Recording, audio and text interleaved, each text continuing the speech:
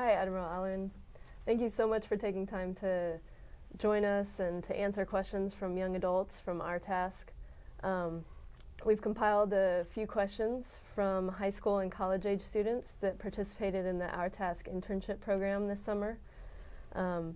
They participated in a lot of activities, but the two main activities were learning how to speak in front of a camera and learning how to express themselves, and also learning about sustainability issues and how to do research on sustainability issues, and so that they could better understand these issues and then also be able to then talk about them confidently in front of a camera and express themselves.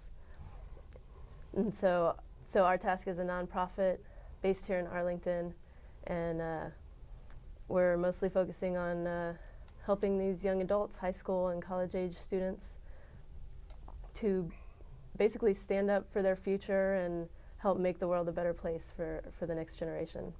I look forward to the conversation. Thank you for being here today. All right, so we'll go ahead and start with the first question.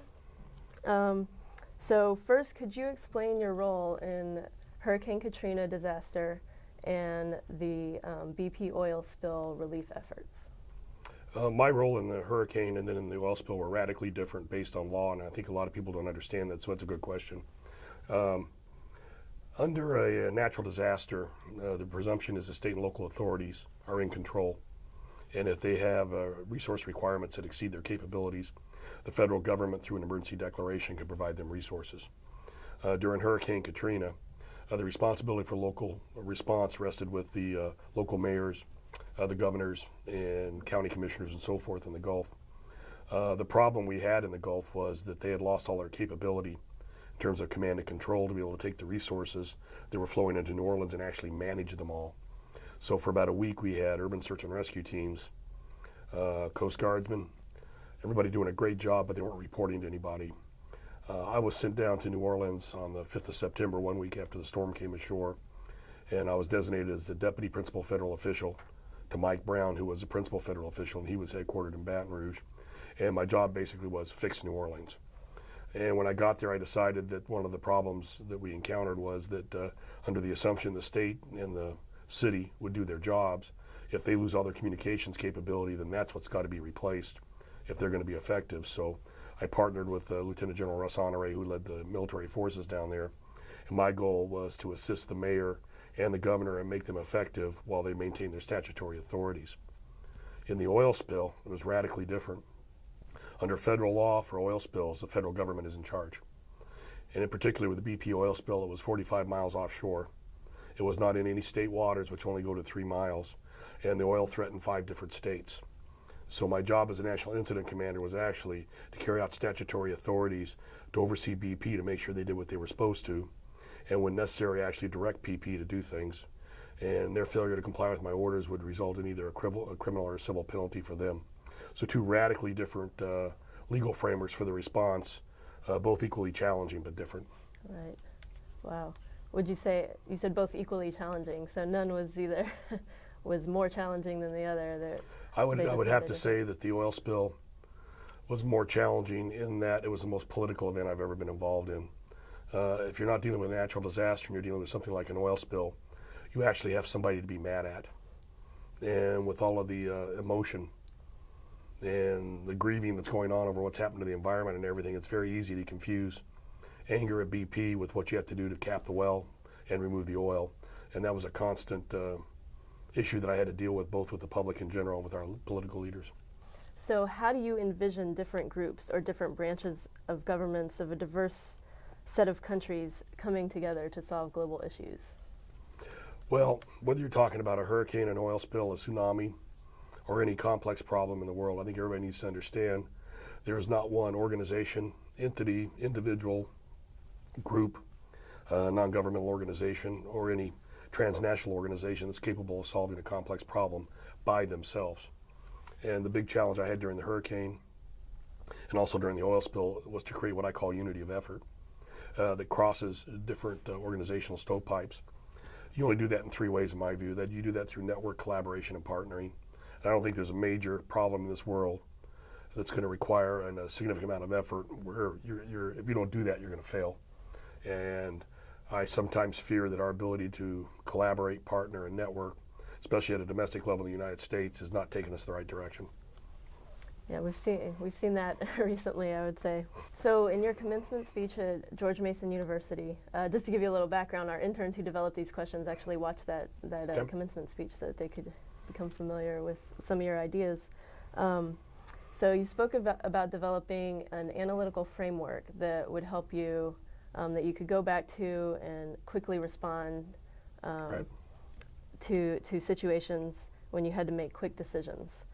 A question from our students is, as students, can that framework or those frameworks that you need be developed in the classroom, through classwork or through study? Are there other experiences that would be helpful in developing those frameworks? And in your experience, how have you developed some of the frameworks that you use? Well, the answer is E, all of the above. And let me explain. I've told people for many, many years, if you want to be successful, either managing large, complex organizations or crises, you need throughout your lifetime to build personal mastery in looking at complex situations and reducing that down to something that's simple enough that you can communicate it to the people that are working for you, political leaders around you, and use that as a basis to achieve unity of effort, knowing that no model is perfect and you're never going to be able to get it exactly right. But the reason I tell them that is you need to be honing your skill and your capability to do that through your whole life. Because if you get put into a situation where you're under a compressed time frame, operating under conditions of uncertainty with incomplete information, you're still going to have to make a decision. And the real test of whether or not you did the job right, in my view, is can you explain after the fact the basis for your actions? In other words, you said, I decided I would take these 4 factors into effect. This is information I had. This is what I did. Then if you have a low probability, high consequence outcome where something really went wrong, what you're really arguing about is the quality of your inputs, not your behavior. If you wing it, or just trying to say, I think this is what I ought to do, and you can't articulate the framework by which you were considering all the variables and how you brought the information in and processed it, then you were winging it, and that starts to border on negligence in my view. So I think everybody throughout their lifetime needs to engage, first of all, lifelong learning. And you need to develop the capability to assess a situation saying, here are the 3 critical factors, this is what I'm going to consider. There may be a better way to do it, but after the fact, at least I can explain this is why I did it. Right. So in your position with the Coast Guard, what would you say were the biggest risks you faced? And how did you prepare for the potential outcomes? Well, there are different types of risks. Let me exclude the hurricane and the oil spill first and talk about the Coast Guard. I don't think you should ever take on one of those jobs, whether it's the principal federal official for a hurricane or the national incident commander for an oil spill, unless you're prepared to be fired. You need to go in with enough freedom of action where you know you're going to do the best thing you can for the response to create unity of effort. If you're going to succumb to political pressure or be overwhelmed by the political milieu that you're operating in, number one, you're probably not going to be successful. And there are times where you're just going to have to buckle down and say, this is what we have to do to fix the problem. That may not be politically popular. And sometimes it will be not politically popular to the point where they won't want you around anymore. And there were times at the beginning of both the hurricane and the oil spill where I went home and told my wife, I may not make it another week, given all of the emotion that's attached to this and how angry everybody is. But you have to stay with it, and you have to focus on what you need to do and know that that's the right thing to do. And if you do that, I think you're going to be all right. Now, in the Coast Guard, I was running a large organization for 4 years. The risks that I took inside the Coast Guard were having to do with organizational reform and how we transformed our business processes related to how we do finance, maintenance and logistics on our aircraft and our cutters and things like that. It was much more business oriented. I was asked a while back, what would I like to be remembered for? And frankly, it's not the hurricane or the oil spills. I think 10 or 15 years from now, I would like to be remembered as the guy that actually went through and took the Coast Guard enterprise and made some of the most significant changes to how we did internal support that we've done since World War II. So those risks were actually kind of changing the status quo and Well, the risks were not only changing the status quo. By the way, I tell everybody the status quo is an oxymoron. The universe is expanding every minute, so it's always a mandate for change in my view. The risk was culturally that the workforce would reject it. I had a problem with Congress in passing legislation that I needed. But if you say it's too hard and you never tackle the problems, then you're not going to create the art of the possible where none exists before, and you're not going to really solve the very tough things we got to do. So you go at it. How did the Deepwater Horizon oil spill affect your outlook on the environment? Well, I think we need to put the Deepwater Horizon oil spill in perspective. And when I say that, I'm not trying to minimize the impact of the oil spill. It was a significant environmental and emotional event for the country. It showed us that there are not fail-safe systems to remove hydrocarbons. It also showed us that we don't know a lot about our oceans when we're trying to compare what the status was of the Gulf of Mexico before and after the spill. We didn't have a lot of baseline data from which to even measure if there were changes. So I think we learned a lot from it. I told somebody one time it would be adding a crime to a crime if we didn't learn as much as we could from this, because we learned a lot about tanker safety after the Exxon Valdez. Unfortunately, we focused on preventing another tanker accident, which we did. Meanwhile, the technology went offshore. What I tell everybody about hydrocarbons, though, there is no risk-free way to remove hydrocarbons. And we're probably on a 30-year glide slope that's going to take us some kind of alternate energy source that'll be sufficient for the entire country to be able to rely upon it. So for the next 30 years, we're faced with the reality of hydrocarbon extraction.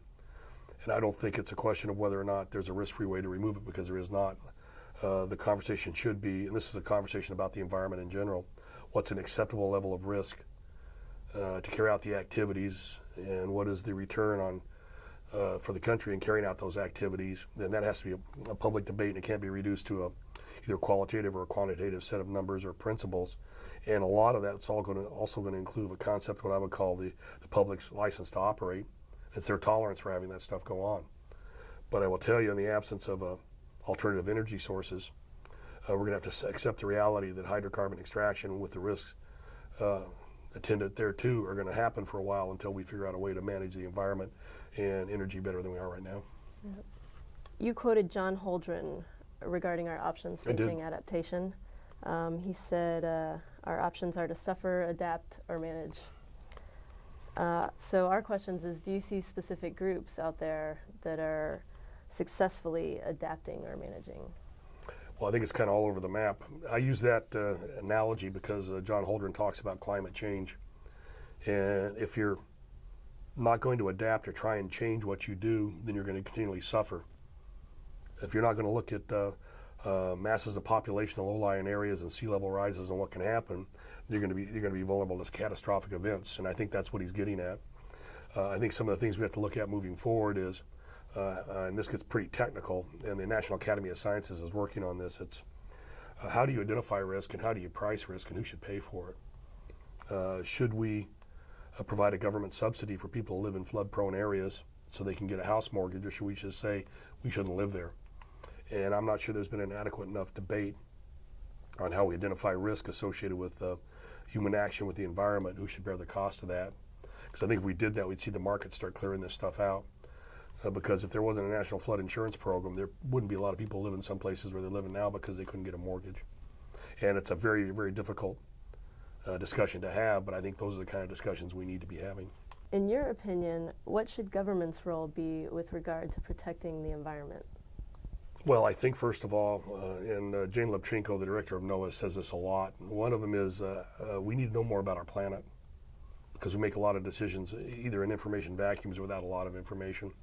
This gets back to trying to know what the risks are and trying to price those risks and have options. If you look at a spectrum between what we know, what is potentially knowable, and what we don't know anything about that could happen that's going to totally surprise us, there's kind of an area in the middle where we have to make a decision on how many resources we're going to invest to get information. A good example would be how much data do we want to pull out of the ocean regarding salinity, temperature, depth, background presence of hydrocarbons, and those types of things, so we have a better model for what the oceans are, so we can predict things that may happen or what the impact on the ocean is going to be. But to get better at doing any of that is going to require an investment in information and then a way to do the analytics on it. Now, there are powerful ways to do that now with cloud computing, some of the analytics that have come along, but I don't think we have a generally agreed upon structure on how we want to approach what is knowable but where we don't have any data. Right. So you think the government should play a big role in that information gathering or supporting? I think that they should. information And again, I keep talking about the oceans because I know about that. NOAA has established a National Ocean Observing System. I spent my last 2 years as Commandant working on a task force for national ocean policy. They're working with a concept called marine spatial planning, where they look at competing uses of the ocean and what's the highest best use and what are the trade-offs we need to make some of these decisions. It's going to be very, very hard for the private sector to do that, and I think there's a legitimate role for government there. You've mentioned that as citizens, some of us are reluctant to give our information to the government, yet we expect the government to be able to help us when we are in need. So what can citizens do to make sure their investment in government is managed properly, but also that it is sufficient for the government to effectively govern? Yeah, let me expand on a little bit what I said on that. I think we run into a gap in expectations with the public about what the government is capable of doing in a crisis, because in our everyday lives, we're completely immersed in information. We have the 24-hour news cycle, we have the internet, we have social media, and frankly, anybody that's on the internet for any period of time at all, somebody is out there extracting information that develops a pattern of life on what your consumer habits are and everything else. And in some cases, we like that because we'll sign on to see what the weather is, and there'll be a pop-up ad over there that's been following where we've been and says, are you interested in buying this on sale? As consumers, we like that. We like the ease and our ability to do that or interact with PDAs and things like that. I think it creates an expectation of what government should be doing. But I think we need to understand that government's never going to have the wherewithal to do that type of analytical data research. I think the general public does not want government to have that much information about them where they're developing a pattern of life. In a commercial area, they don't have a real problem with that, with the safeguards and everything else. I think they have a problem from a privacy standpoint if government gets involved. So there's this gap between how the public lives every day in their information world and then how effective they think government should act when there's a crisis, when the two are not constructed the same way, and there are definite limits to how much the public wants government to know. In your opinion, how can the younger generation prepare for responding to future crises and disasters? Well, I tell everybody that response in a crisis or a disaster or a large complex problem, in my view, shouldn't be much different than how you manage an organization every day, with the exception of a compressed time frame, higher visibility, political issues that get risen by that, and then the need to make make decisions under conditions of uncertainty with incomplete information. I believe if you're going to be a great leader, you need to be a lifelong learner. You need to practice. Don't just take an occupation. Look at it as an avocation or an art where you want to achieve personal mastery over what you do and continue to get better. And when you have the chance to be part of a task force or a team that works across organizational boundaries, where you learn how to network or collaborate, you should do that. And you ought to look to acquire the skills that allow you to create unity of effort across disparate groups when you have to do that. If you're doing that every day, just in response to how you do a project at work or how you do a neighborhood cleanup project or something like that, once you get thrust into the realm where you have a high stakes game going on with a lot of visibility and a zero tolerance for failure, you're going to be better prepared to do that when it happens because you've done it every day of your life. Is there anything else that you would like us to know? Any last thoughts you would like to leave the younger generation, the future leaders? I teach a course at George Washington University called Leadership in Large Complex Organizations in Crisis. And I talk a lot about personal development, organizational learning, lifelong learning, the ability to develop mental models and kind of challenge assumptions when you go into one of these events. And I don't think you can spend too much time improving how you think intellectually, how do you improve your ability to do critical thinking, to challenge assumptions and say, is there another way to do this? Do I have all the bases covered? That's something that no matter what anybody does in their life is going to make them a better human being. As I said, great leaders are great learners. I reject the notion that either leaders are made or born. I think everybody can be led better leaders. And being a better leader has everything to do with lifelong learning. Well, thank you so much, Admiral Allen. We appreciate you taking time to help guide us and as future leaders of this world. And we appreciate your time. Thank you. Thank you.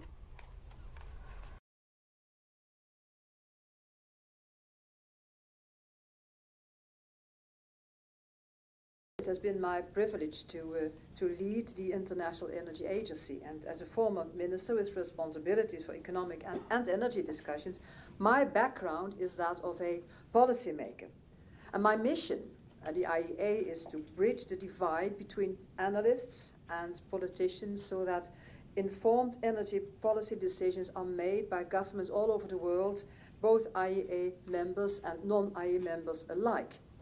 And that's where the World Energy Outlook comes in. It's an invaluable tool to this end. And it provides us with a wealth of information and rigorous analysis of global market trends. And these things should help policymakers understand where we are headed and what still needs to be done to arrive at a sustainable energy future, as you were just telling us, Mrs. Matthews. Now, the scale of the energy challenge is becoming increasingly daunting, making this year's outlook perhaps timelier than ever.